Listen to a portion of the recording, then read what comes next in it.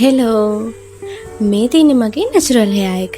මෙන්න මේ විදිහට තියෙන මගේ නැචුරල් හෙයා එක මෙන්න මේ වගේ බවුන්සි කරලයක් කරගත්ත විදිය තමයි දැන් මම ඔයාලට පෙන්නන්නේ. ඔන්න මං ගිහින් මගේ හෙයා එක වෙට් කරගෙන ආවා. මගේ කොණ්ඩේ බවුන්සි කර්ල්ස් දාගන්න මම යූස් කරන්නේ කොකෝ වන්ඩ කර්ල් ෆ්‍රෙන්ඩ් එක.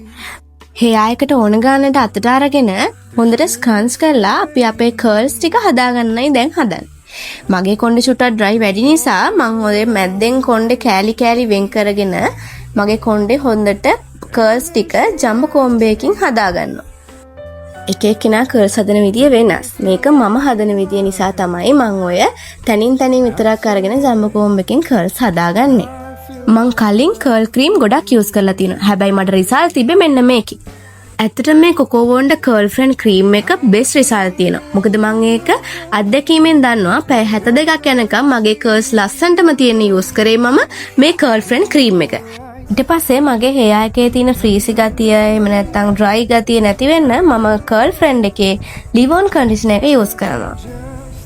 ඔය විදිහට හොඳට ස්ක්‍රන්ච් කර කර ලිව්-ඔන් කන්ඩිෂනර් එක හෙයා එකට ඇප්ලයි කරගන්නයි තියෙන්නේ.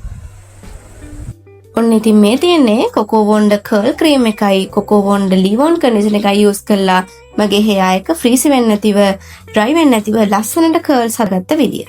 Thank you so much, Dew Beauty.